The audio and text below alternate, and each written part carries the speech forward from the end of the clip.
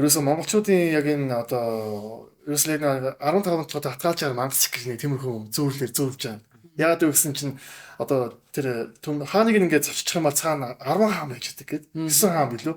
Тэр ноёдуудыг ингээд өрлгүүдийн авчих юм бол тэр дахиад бүр ингээд бүр одоо 100 хүн ч гэдэм үү ингээд ерөөсөө тэр нэг дуустахгүй тийм толгойн гарч ирдэг гээд. Тэгэнгүүт тэр бэлтгэгдсэн байгаа тэр дайчин эрсүүдийнх нь зүгээр аргатын нэг одоо нэг цэрэг нь гэхэд тэр алтан улсын одоо төмтийн мянгатын ноён дайны тийм чадварлаг дайчдууд байсан гэдэг. За аваад өслөн байна. Өстөн байна. Өдрөг клубын гишүүн Бата байна. За бид бүхэн өнөөдрийн дугаараараа гэрлэр гүнээс гаргасан түүхийн ил тэгээд тэртээ 13 12 дугаар зууны 8900 жилийн өмнө энэ түүхийн судрыг бид нэр ярьж өгнө. Хооронд ярилцуулна тийм. За хамгийн эхлээд та хоёроос нэг асуулт юм зөө. Энэ юу н яг яагаад надад нэр нь амар сонирхолтой байхгүй тийм. Түүхийн гээгүү зүгээр түүхий гэж өгсөн байхгүй. Түүхий илт гэсэн. Тэгээ яг энэ дээр ингээд богноор тодорхойлж хэлэх юм бол юуны тухай гардаг.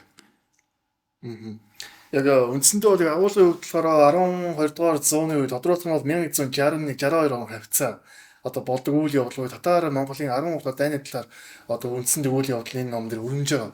Тэгээд түүхийг сурвалжаас аваад гэх юм бол Монголын бас товчооны 1-р бүлгийн амар ярьж чинь тийм. За тэгвэл 58 59-р одоо тэр дэстээр агуулгдсан байдаг үйл явдлыг одоо үндсэндээ ном болгоод бичсэн гэж ойлгоход болно. Тэгээд яг энэ номын үйл явдал болохоор явгаар эхэлж байгаа вэ гэхээр тухайн үеийн одоо урайхан овдог буюу одоо дархан уурхайн үйл эхэлдэг тийм овдог байгаа. Тэрний одоо жарчив одоо буюу отгийн ноён өөрхийн хүү зэлэм гэдэг хүүг одоо бидний мэддэг тэр 9 өрлийн нэг зэлэм жанжин түүнийг одоо 9 өрхийн байраж байгаа чон сотог руу одоо хүргэж байгаагаар өөрийнхөө тэр хийсэн элд мэсний одоо хамтаар хүргэж байгаагаар үйл явдал эхэлдэг. Тэгээд миний тэр уншсанаар 9-1 дээр 9-1 буюу 9 өрлийн 1 гэсэн содор дээр ном дээр болохоор бас зэлэм жанжны тухай түүхийг өгүүлдэг. Тэгээд энэ түүхийн элд гэдэг маань яг миний зөвөр таамаглаж байгаагаар зэлэмийн одоо өөр нэг одоо үгийн утгыг энэ одоо оруулсан утга юм болов гэж бодоод байгаа. Тэрнтэй холбоотой бас байж магадгүй. Тэгээд нэг үйл явдал нь дайн байлдааны талаар гарч байгаа гэдэг боловч тэр дайн байлдааны ялалтын бас нэг шалтгаан нь зэр зэвсгийнхэн тэр ур одоо зүйл нөлөөлж байгаа гэсэн утгыг бас утган дээр агуулсан байдаг болохоор магадгүй түүнтэй уялдаад байгаа энэ нэрийг өгсөн болов гэж зөв таамаглаж байна. Тэгэхээр энэ түүхий гэдэг чинь зэлэм жанжны бас нэг утга юм шүү дээ. Тэр байж магадгүй тийм. Тэгэхээр энэ ч урийнхаагаас ихэлсэн гэсэн тийм. Тэнгүүт энэ дэр энэ болохоор миний учраас хамгийн амар хүн содроо байхгүй тийм. Би бүр ингээд өмнө яаж ямарч авчихсан чинь тухайн үед яаж хэлсэн бэ гэхээр энэ дэр чинь яад штэ. Зэлмийг ингээд аав бүр тэр жоохон хүүхдийг ингээд уургаар настай байсан гэдэг чинь жоохон 3 настай хэдэн настай вэ? 3 настай байсан. Үзнэ жоохон байсан тийм. Ингээд нөгөө спортаар оруулдаг штэ тий. Тэр хэсэг бол надад бүр амар хүнд орж ирсэн байхгүй. Чиний үед ямар байсан бэ? Яг харахгүй нөгөө уурхайн руу ороод ингээд өдрөм настантэй тэгсэн тэр чинь ингээд дараа нь ингээд нөгөө дайн байлын зэвсэг хийх хөвөлт хийхтэй. Тэгвэл тэр нөгөө нэг амьдралын энэ юу ингээд аав нь ингээд үзүүлээд харуулдаг байгаа байхгүй тий. Тэгэхээр бодолтой. Өөрийнхөө хүүхдээ 3 настай хүүхдээ тэр унаад өвчих боловч тэр нэг доошоо тэр нэг ухацсан байгаа нөхрөө оруулна гэж бодлоо. Тэгээ одоо ингээд нэг уурхайн ингээд хөгжөөд янз янз тэр дотоод тэр нэг одоо юм түнэлүүд дээр гэрэлтүүл мэрэлтүүл цахилгаан хангамж агаарчлалт хийдэг. Тухайд агаарчлалт гэдэг юм байхгүй. Гэрэлтүүлэх гэдэг юм байна. Харанхуй нөхрөө зөвөр л ингээд баг цохор нэмэг шиг нүдэн анжаагаал тэр нэг матлаг хийх тэр нэг орон зайруу 3 настай хүүхдээ оруулж ирэхэд бас амар байгаа юм л да ярьчих. Тэгээ ер нь тэгээд зарчим адам нөгөө нэг зэр зэвсгээс ингээд сайн бэлдээд Сүгэ Баатарт авч өгсөн байдаг шүү дээ. Тэгээ ерөнхийдөө татарууд чинь дайрч орж ирээд хамгийн түрүү нөгөө бисүү түрэн дээр гол цохилтыг авсан байдаг тийм манайхнаас.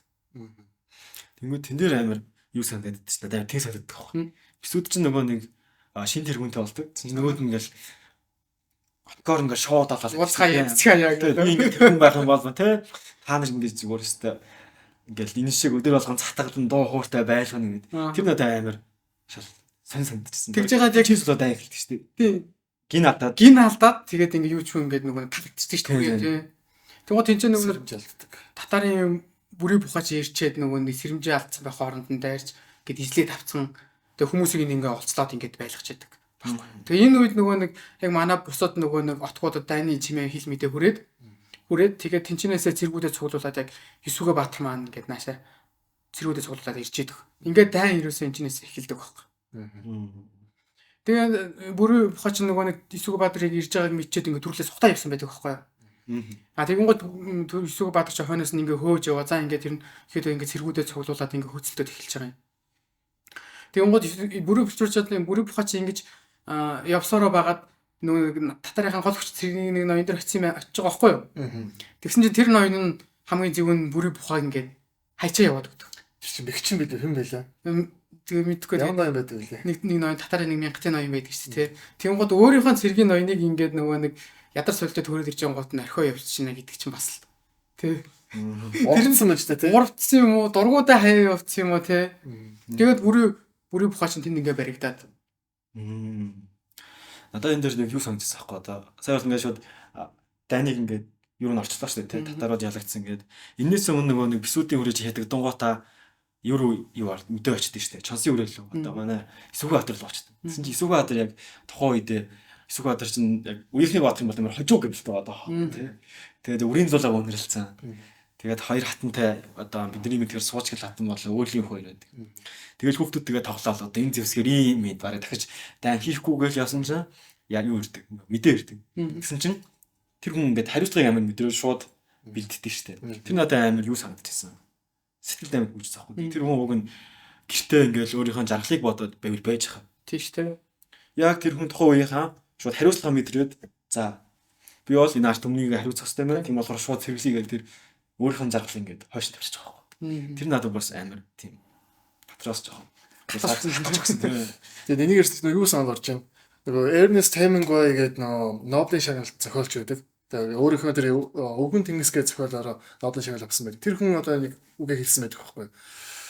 Даруй нэрлэегүй хүн дайны талаар одоо юм ярихгүй гэсэн утгатай үг хэлсэн байдаг.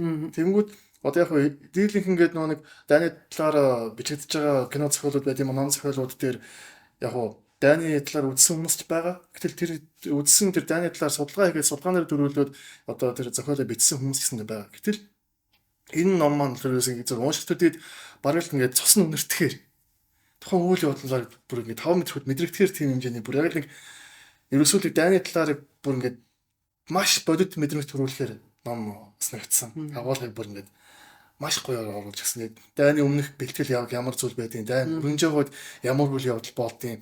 Манай тал болоод дайстад ямар үйл явдлууд болдгийг. Тэгээд цаашлаад дайныг төгссөний дараа бас ямар одоо дайны арга дээр ямар тийм цэгцэлгээ явдгийг. Тэгээд аль таадаа яг ямар байр суурьтай байдгийг. Тэр бас дээрэс нь одоо тэр илд одоо ном сумаар байлдах дайн гэхээс илүү тэгээд бас гэрээ хэлцээрийн дайн бас ямар одоо тийм одоо ёс тийг жайг ямар тийм үйл процессор явагдгийг гэмтчлэн маш нарийн нандин зүйлүүдийг ганцхан номд багтаасан гэхээр бас аяг гойс нэгдсэн тэр нь. Тэгээд бүрий бухаа ингээд баригдаа тэгээ манайхан чинь ингээд цэвүүдээ суглуулад ингээд арай явж байгаа шүү дээ. Татар тэгээ татарын ноёдод болохоор ингээд ухаад ингээд гол хүчтэйгээ нийлээ цөм хүчтэйгээр ингээд ирж байгаа байхгүй. За ингээд манай талаас ингээд татаруудыг хөөгөөд ингээд хүрээд ирсэн чинь татарууд ингээд цэргээрээ жагсаа зогсцсон. Тэгээ гэрээний сум харцсан байсан гэж. Тэгээ татарууд чинь нэг газар ингээд зогсож байгаа сумаа хармангууд тэр нь нөгөө газар яг ижил хэмжээтэйгээр тусан шүү дээ. Тэгвэл манай Монголтонгууд яг тэрэнд нь очиод ингээд зогссон гэж байгаа. Тэгээ нэг талд нь татарын их зэрэг нөгөө талд нь ингээд Монголтны их зэрэг те.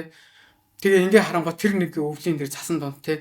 Тэр маш олон цэргүүд ингээд өөдөөсөө хараад байлтах зогсож байна. Тэр яг нэг дүр зураг бол сэтгэл маш ингээд тусч байгаа байхгүй те.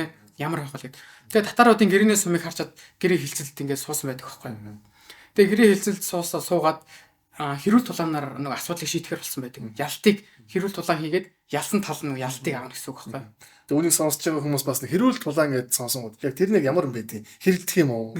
Яаж тулах юм? Яаж тулах гэж байна. Тийм хэрэл тэрлээ нэг яг яриад өгч. Хэрүүл тулаан гэдэг нь болохоор зөв нэгэн эсрэгний тулаан гэсэн үг байхгүй юу? Одоо хоёр талаас цэргүүд тулаад ингээд орлоо гэхэд те тэр чинь ингээд нөгөө өвлийн хөлөг дайж байгаа болохоор одоо ингээд адуу малын тураа хайцсан хий.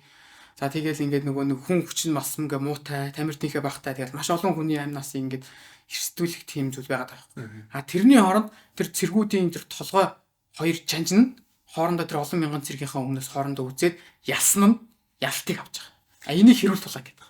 Нөө Трой гэдэг кино гардаг шүү дээ. Ахиллес Баатар яг нэг жанжинтай нэг Баатартай л. Яг тэр жил ба тийм. Болдог яг тэр шиг юм Тэр байна шиг шүү дээ. тийм. Гэтэ нөгөө нэг тулдаад ялсан ч гэсэн нөгөө нэг бууж өгдөг шүү дээ. Гэтэ энэ дээр бол бууж өгж байгаа. Тэгээ нөгөө цэргүүдийн амнаас одоо тэр бүх зүйлийг даагаад. За тэгээ хоёр талаас нөгөө нэг гэрээний сум харвцсан байсан учраас ингээд ноёдуудтайгаа ингээд уулзж байгаа байхгүй. Тэгээ ингээд уулзаад хилцэл хийх гэсэн чинь хоорондоо нэлээд маргалтаад. Тэгээ яа харахгүй нөгөө нэг юм хэрүүл тулаан руу орчихж байгаа. Тэгээ хоёр нэг хүнээр хэрүүл тулаан хийсэн татараас болохоор тарын Тэмүүжүүгээ Жанжин Тэмүүж Тэмүүжүүгээ манахаас Эсүгэ Баатар хоёр ингээд тулсан байдаг байхгүй. За яг ингээд туулдаа дайн байлдаа ингээд явж явах үед Нахуу баян ирж байгаа. Тий. Баян хүртлөө дайн байлдаа яг ямар хэрэгтэй гэж бодож байна. Гэхдээ яг дайн гэдэг нэг чинь төрсэн цаана маш одоо асар хэмжээний санхүүгийн асуудал яриж байгаа шүү дээ. Тэгэхээр магадгүй тэрнтэй холбоотой болохоор ирсэн ч юм магадгүй. Тийм болов. Тийм тий. Одоо нөгөө нэг дайн босгооч хоёр улс дайдахаар чинь ингээд дунд нөгөө зэвсэг зарж ингэж нөгөө нэг баяждаг хүмүүс байдаг шүү дээ. Нахуу баян бол тийм ажил хийхгүй. Ягаад тэгэхээр Монголтныхаа талд гэрээ байгуулах гэж ирж байгаа байхгүй. Яасан ч бай ялагдсан ч хамаагүй. Тий. Ер нь татарууд одоо номон дээр гарч байгаа шүү дээ. Татар Монголын 13 дууртай ингээд байгаа шүү дээ.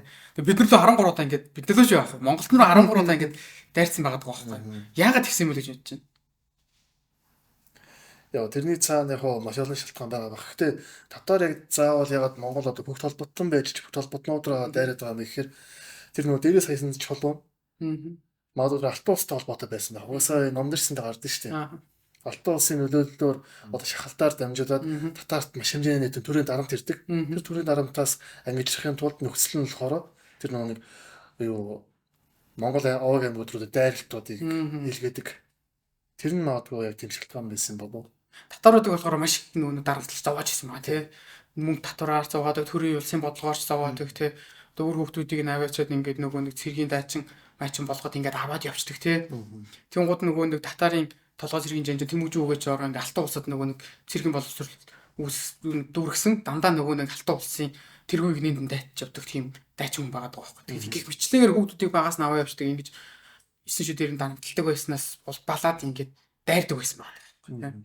Энийг уншаад хахад надаас юу санагдсан байхгүй юу? Эхэндээ ингээл бодонгууд бид нар ч мэдээж Монгол ингэнгүүт огшоо байгаа тий гоё. Монголд нь хамгаалж байгаа байхгүй юу? Татар ингэнгүүт л өөмөө дайсан уу адгийн амт гэж бодсон байхгүй. Тэгсэн чинь Тэмүүжин үгээ бүрий бүх хоёрын шимэр багаас нөгөө татар руу явуулдаг шүү дээ. Тэгсэн чинь тэнцээ очоод тэр хүүхдүүдийг бас ойлгож эхэлж байгаа байхгүй тий. Тэр хүүхдүүдийг өмөрч эхэлж байгаа байхгүй. Нөгөө дайснаа ойлгож эхэлж байгаа. Тэгмээд яа харахгүй л нөгөө том гүрний бодлого гэдэг чинь амар юм лээ. Тэнгүүд хоёр нөгөө бүр шахаанд оролцож байгаа байхгүй тий. Монголны харцаагүй байлаа. Тэнгүүд тэр дайсны өвд ч гэсэн бид нар үнийг дайсан байгаа байхгүй. Энд дээр надад амар бас нэг тийм нэр юу хэлээ гэж бодсон. Тэнгүүд өмнө амар ингээд нэг талаас хардаг гэсэн байхгүй тий. Өвн татарууд л ерөөсөө тий энэ сайхан Монгол нутгийн адуунд нь болсон байна. Ингэст нь болсон гэж бодсон чинь тэр цаана алтан улс гэдэг нэг том гүрэн татшуулдаг гэсэн юм л гэж байгаа байхгүй. Тэнгууд хойшоогоо Монголд нь руугаа дайрдаг байсан тий. Тэгээ бас үүнтэй холбоотойгоор тэр нөгөө хэрүүл тулаан гэж гардаг шүү дээ. Тэмүүжүүгээ Эсүгэ Баатар хоёр яг нэг тулаад яг нэг ирж байгаа үед хооронд ярьсан яриа бас тэр нэг юмны зангилааны болов гэж бодсон.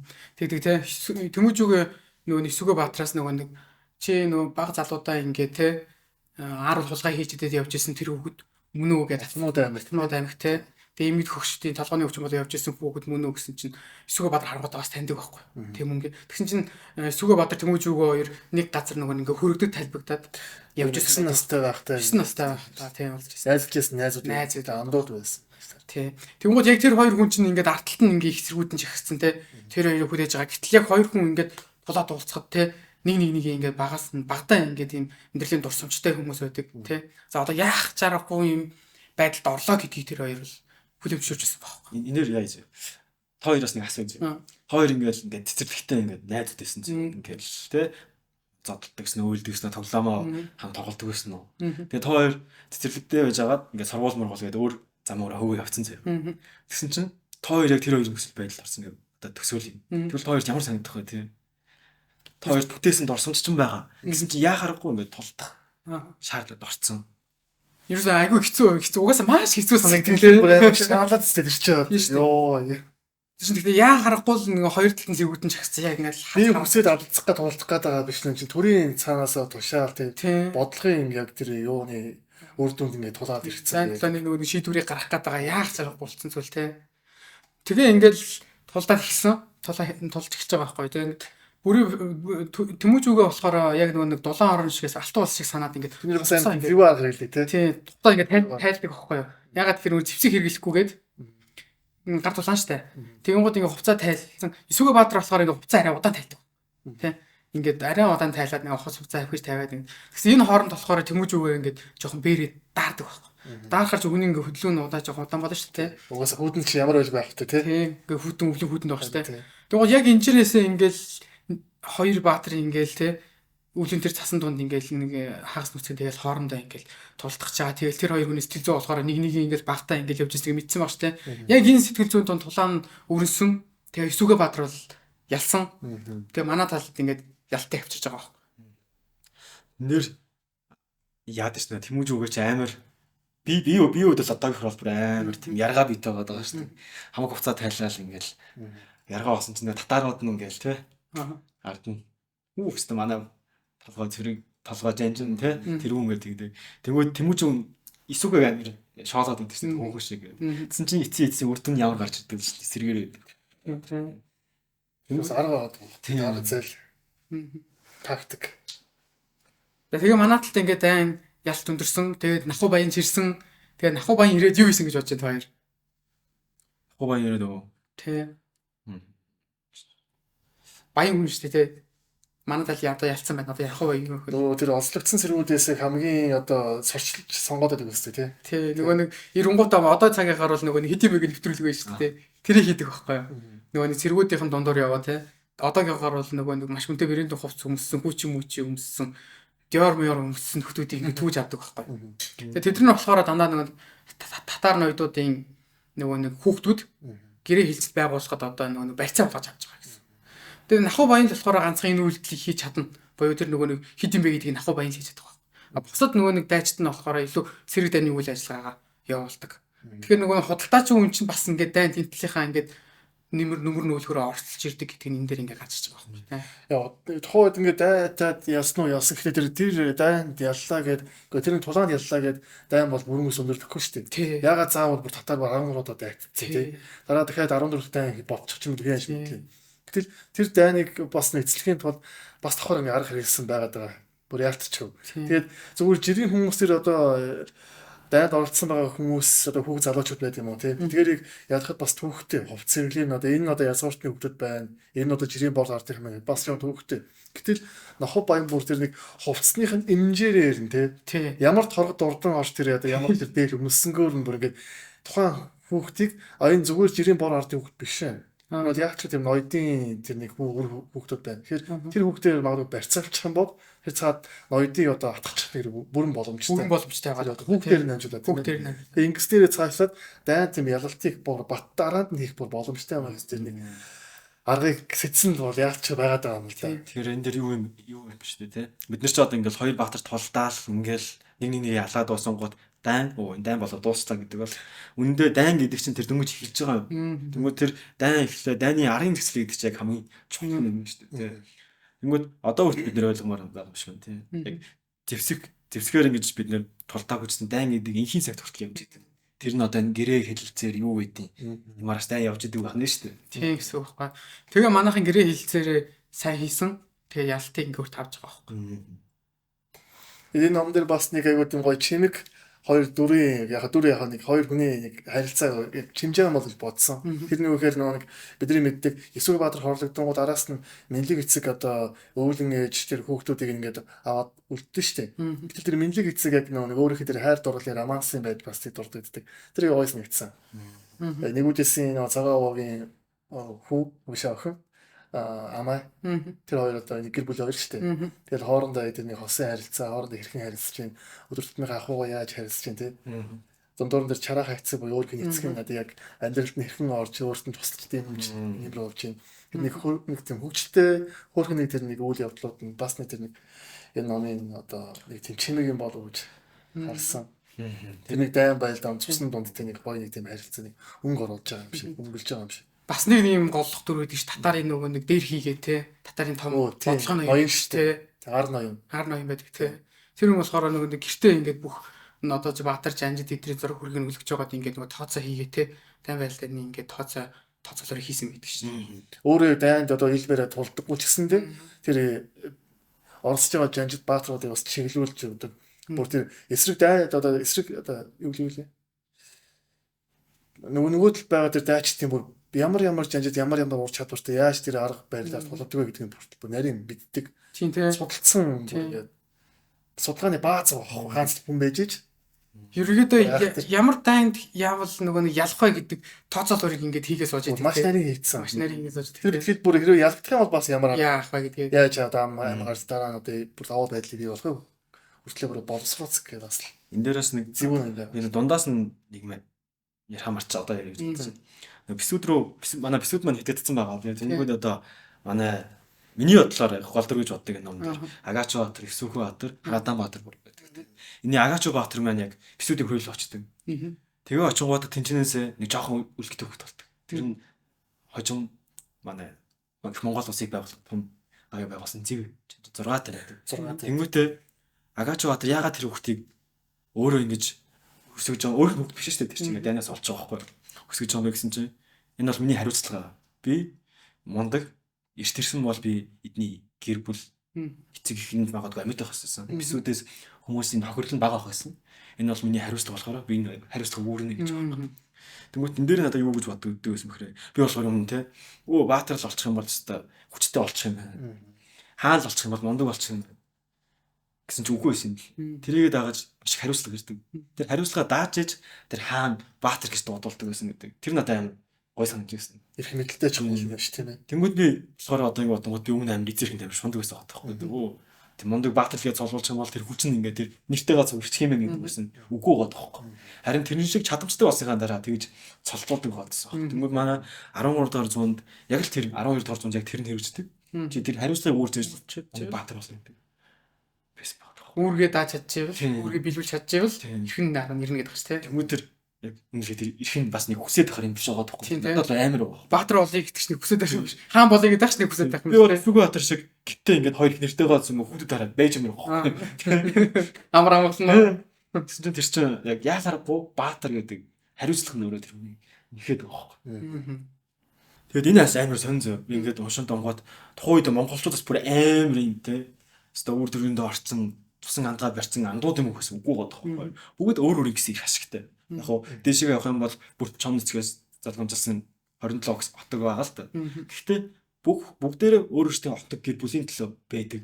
Тэс үед гэхдээ юу надад амар онцгой сагцсан мэхээр дайн ирэх юм бол нэгдэж чаддаг. Ийм нэгдэл яваад шүү дээ. Ийм нэгдэл байгаад байдаг. Тэр надад амар сонирхолтой санагдсан. Тэр өөр гэсэн ахуйтай, өөр гэсэн амьдралтай тий. Өөр гэсэн газар оронтой хэдий боловч яг тэр одоо дайсан үрээд ирэхэд тэрнээс үл харгалзаад хооронд нэгдэж чаддаг юм байна.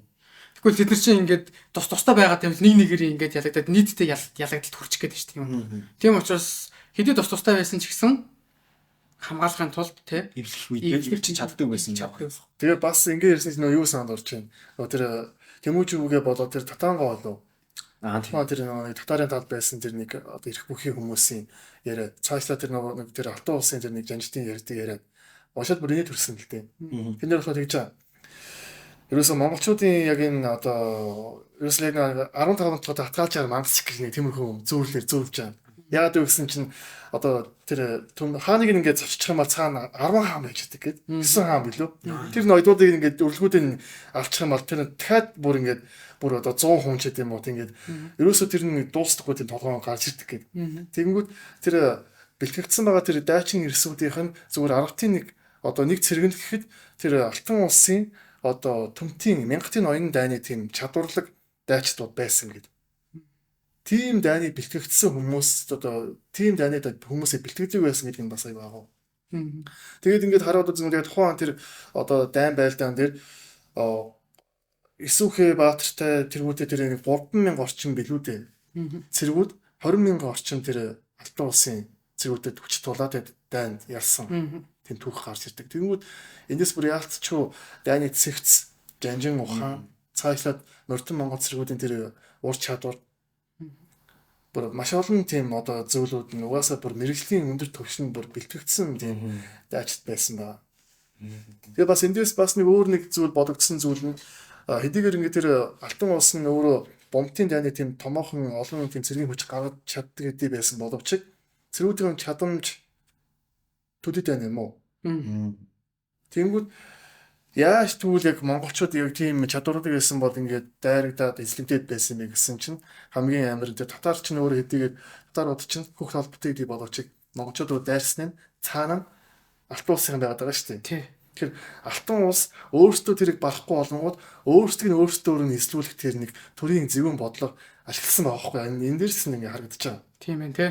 Тэгэхээр яалт ч нэг юу монголчууд эртээ байхтай хүчтэй гэдэг чинь бид л өөрсдийнхөө одоо ив цэгц тэр нэг одоо нэгдмэл байдлаар хангаж чадсан юм бол хичнээн тэр одоо гадны хүчтэй төрөмгийн тэр төр улс байлаа гэд бид өөрсдөө тусгаар тогтнол тэр өөрийнхөө тэр нэг даяар байдлаа гэдэг юм уу тэр баталгаат аюулгүй байдлаа хангалттай ингэж цогцлоож бий болгож болох мэцгүүдийг санаа бас бодогдсон уншиж байгаа хэвчээ. Тэр юу юм шүү дээ. Аливаа юм гэж нэг тоондоо чухал биш. Тухайн үед манай Монгол баатарууд нь цөөхөн ч гэсэн нэг жартын тэр чадвар гэдэг өөрөө чансаа гэдэг чинь өөрөө чухал байсан юм байна. Яг тоондоо биш. Бид хоёроос нэг асуулт асуусан. Та хоёр ингээд хүүхдтэй байна гэдэгсэн л үү. Тэгмээ. За хамуухан гэхдээ ингээд амар жоохон хэцүү амьдралтай өсвөлэн дэрэгдсэн. Тэгмээ та хоёр хүүхдтэй амьд байлгахын тулд юу ч хийв үү? Тэгээ шүү. Одоо хийсэл бос зүйл хамаагүй юу ч хийж тэр хүүхдийг амьд байлгахыг. Тэгэл баг. Би бас яг энэ дээр нэг юм хэсэг гэдэг байхгүй. Энэ түүхэлдгээс содортой. Яасан бэ гэсэн чинь урайхаачууд аим хэцүү батаг. Өсвөлнгөөр ингээд арга дэрэгд нь аим хүүхд. Тэгсэн хэрнээ тэд нар уул ухаахаа мэдээж амжиргааны гол зүйл уул уурхаа. Тэгсэн үрдэж бус татдаг руугаа борлуулна. Тэгсэн хэрнээ тэд нар уурхаа тэр уул усыг ухчихтай ам гэдэг зүйлийг нэрээс хөндөдөг. Уг нь тэр аль болох тэрийг хөндөд хүүхдэд амьд ойлгомоор шүү дээ. Тэгсэн чинь тэр юугаа хөндөдөг вэ? Ам гэдэг зүйлийг ойлгох амийг хөндөдөг. Тэнгүүд энэ дэр чинь бүр тийм чарчуугаадгийн одоо зэлмийн дүүн нэг охин байдаг. Тэгсэн чинь зэлмийн ээж нь болохоор бүр ингээд шимт хичээлгүй болоод тэр охиноо хүүлэх гэсэн чинь бүр хөхөн гар сүүн гарах болцсон. Тэгээд яг яадаг хөхгүй. Тэр зэлмийн охин дүүн гэж үлбэрч болдог. Тэнгүүд энэ дээр би бас ингэ боцсоо. Яагаад вэ те? Би байсан бол тэр уулын амь надад ямар чухал юм бэ? Энэ үр хөвгдөл амьд байлаа штэ. Гэж бодсон чинь тухайн үед монголчууд маань одоогийн шиг тэгж хонжоо хөлж харддаг. Хохирлол гэж таньсан юм л. Даанч нэг хүн хоорондын тэр нэг харилцаа тэрэн дээр биш те. Байгаль их тэтгэрийн тэнцвэрийг хангалттай байсан. Хичнээн уулуурхаа хэрхэлдэг хэдий байсан боловч байгалийн тэр тэнцвэр гэдэг зүйлийг алдагдуулах тэр зүйлээс бүр нэг жайгаараа бүр ёс тэгээрээ ингэж өөртөө яг тэр хэмжээнд барих гэж хариуцлагатай байх хандж чаддаг байсан л илрэлтэй алдчихав. Тэгэхээр ч одоо боддоо тухайн цөөхөн ч гэсэн тэр хамаг Монголын үеийн тэр ганцхан хүн хүртэл одоо жарчуу байдаг шиг сэтгэлтэй байсан юм одоо. Аливаа зүйлийг хохирлоор нь хардаг. Тэг хүмүүс тэг маа жарчуу байдаг чинь аль болох нөгөө нэг зэвсгээ өгөхгүй л яваад байгаа. Гэхдээ нөгөө дайн болоод манай эсвөхөө яг тэр зэвсэг хүмүүс нь төрүүлж яваад байдаг шүү дээ тий. Тэгээд тэр өөрийнхөө тэр зарчуутай ноён чинь өөрөө бүр аргаа барахтаа өөрхөн хүү буй зэлмээ эсвэгээ баад шүү дээ. Одоо өгдөн шүү дээ. Тэгэхээр яалч тухайн тэр үеийн цаг үеийн өөрийнхөө хотын байр байдал ямар хүн хэцүү байсан юм бас нэг илэрлийн дараа шүү. юм да.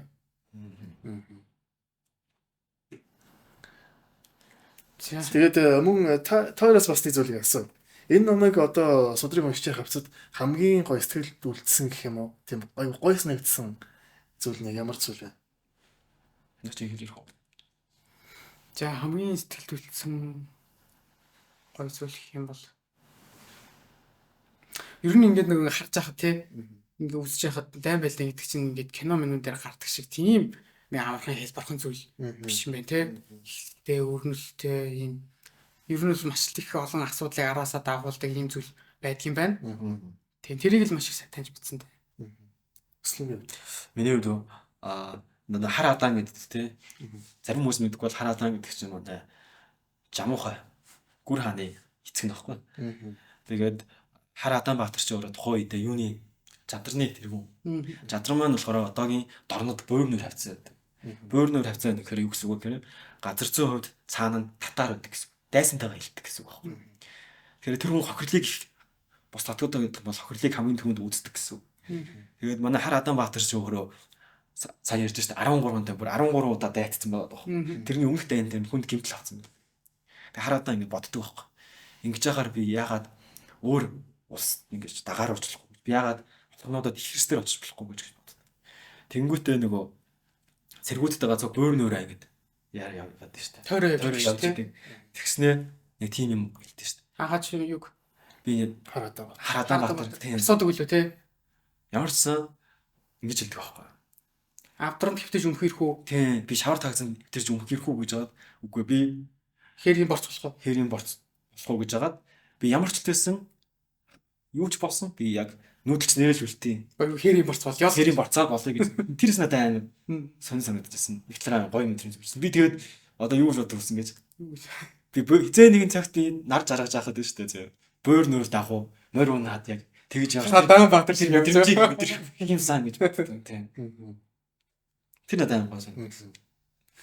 Миний хувьд аягүй гоё санагдсан зүйл нь яг би түүхийн хэлгээд энэ номыг хамгийн ерөөдөө сүүлд уншсан номуудын нэг л дээ. Тэрний өмнө болохоор Монгол төвчийн түүхийн тайлбарыг уншсан байсан. Өрөг томоо томыг уншсан, Хар Аданбаатрыг уншсан. 9-1-ийг хүртэл уншсан. Тэгээд энэ номуудыг ингээд уншиж байгаад тухайн тэр одоо номууд дээр тухайн одоо жишээний Зэлэм Жанжин байт юм уу, Исүхэ Баатар байт юм уу тий.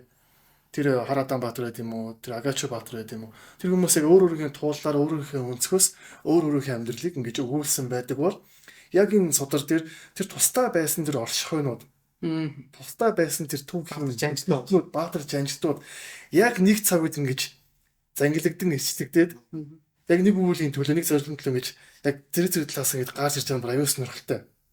Тэгээд тухайн үйл явдал ингээд дүр зураг гарч ирэнгүүт энэ үед чинь одоо тэр Баатарч нэг тийм сэтгхүүтэй байсан да. Амьдралын цааныг тийм үйл явдал болсон байсан да гэж тэр бодонгууд ингээд тэр ингээд одоо тустай байсан зүйлд эвлэгдээд ингээд яг эвлүүлэх тоглоом шиг ингээд нэгдээд ирэнгүүт ваа ямар гоё юм бэ гэх бүр амар гоё мэдрэмж төрсөн.